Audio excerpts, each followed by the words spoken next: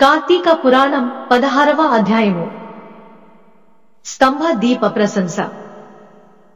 వశిష్ఠుడు చెబుతున్నాడు, ఓ రాజా, కార్తీక మాసము దామోదరునికి అత్యంత ప్రీతికరమైన మాసము. ఆ మాసముందు స్నాన, దాన, వ్రతాదులను చేయుట, సాలగ్రామ దానము చేయుట చాలా ముఖ్యము. ఎవరు కార్తీక మాసమందు తనకు శక్తి ఉన్నా దానము చేయరో అట్టి వారు రౌరవాది నరక బాధలు పొందుదురు. ఈ నెల దినములు తాంబూల దానము చేయువారు చక్రవర్తిగా పుట్టుదురు.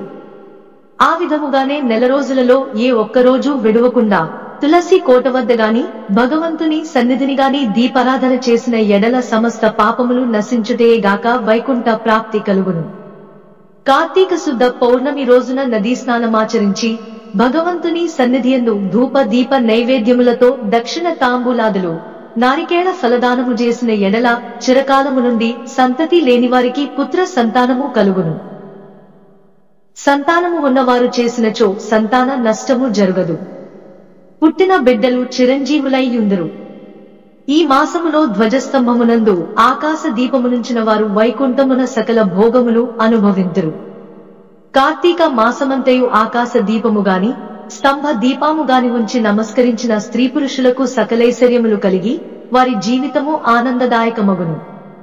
ఆకాశ దీపము పెట్టువారు శాలిధాన్యం గాని నువ్వులు గాని ప్రమిద అడుగున పోసి దీపం ఉంచవలమును. దీపము పెట్టడానికి శక్తి ఉండి కూడా దీపం పెట్టని వారును, లేక దీపం పెట్టువారి పరిహాసమాడువారును చుంచు జన్మ మెత్తుదురు. ఇందులకొక కథ కలదు, చెప్పెదను వినుము. దీపస్తంభము విప్రుడగుట. ఋషులలో అగ్రగణ్యుడను పేరొందిన మతంగ మహాముని ఒక చోట ఆశ్రమాన్ని ఏర్పరచుకొని దానికి దగ్గరలో ఒక విష్ణు మందిరాన్ని కూడా నిర్మించుకుని నిత్యము పూజలు చేయుచుండెను.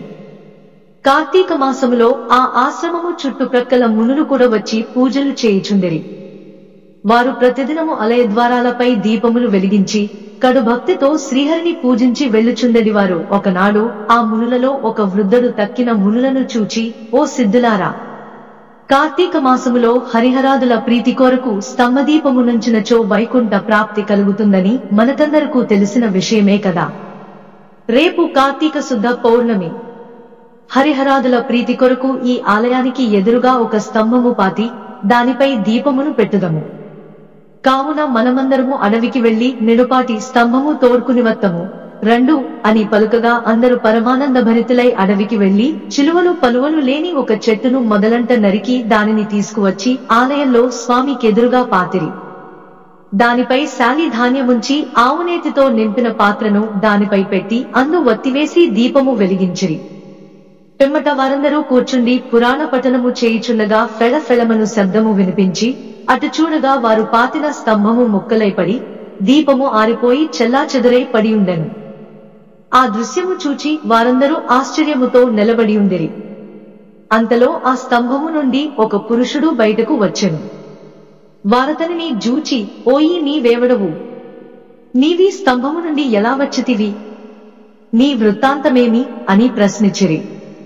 అంతా ఆ పురుషుడు వారందరకు నమస్కరించి, పుణ్యాత్ములారా, నేను క్రిందటి జన్మమందు బ్రాహ్మణుడను, ఒక జమీందారుడను. నా పేరు ధనలోభుడు.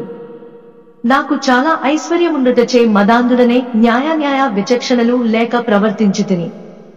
దుర్బుద్ధులనబడుటచే వేదములు చదువక శ్రీహరిని పూజింపక దాన ధర్మాలు చేయక మెలగితిని. నేను నా పరివారముతో కూర్చుండి ఉన్న సమయముననే విప్రుడైనా వచ్చిననో ఆశ్రయించిననో అతనిచే నా కాళ్లు కడిగించి ఆ నీళ్లు నెత్తి మీద వేసుకోమని చెప్పి నానా దుర్భాషలాడి పంపుచుండేవాడను. నేను ఉన్నతాసనముపై కూర్చుండి అతిథులను నేలపై కూర్చుండుడని చెప్పెడివాడను. స్త్రీలను పసిపిల్లలను హీనముగా చూచుచుండెడి వాడెను. అందరూ నా చేష్టలకు భయపడువారే కాని నన్నెవరునో మందలింపలేకపోయిరి. నేను చేయు పాపకార్యములకు హద్దులేకపోయేది. దాన ధర్మములు ఎట్టివో నాకు తెలియవు. ఇంత దుర్మార్గుడనై పాపినే అవసాన దశలో చనిపోయి ఘోర నరకములు అనుభవించి 1,00,000 జన్మల ముందు కుక్కనై, 10,000 జన్మలు కాకినై, 5,000 జన్మలు తొండనై, 5,000 జన్మలు పేడ పురుగునై, తర్వాత వృక్ష జన్మమెత్తి కీకారణ్యమందుండి కూడా నేను చేసిన పాపములను పోగొట్టుకునలేకపోతిని. ఇన్నాళ్లకు మీ దయవలన స్తంభముగానున్న నేను నరరూపమెత్తి జన్మాంతర జ్ఞానినైతిని. నా కర్మల నీవు మీకు తెలియచేసితిని, నన్ను మన్నింపు దని వేడుకొనెను. ఆ మాటలాలకించిన మునులందరూ నమితాశ్చర్యముంది. ఆహా, కార్తీక మాస మహిమ మెంత గొప్పది అదియునుగాక. కార్తీక శుద్ధ పౌర్ణమి మహిమ వర్ణింపశక్యము కాదు. గడ్డలు, రాళ్లు, స్తంభములు కూడా మన కండ్ల ఎదుట ముక్తి నొందుచున్నవి.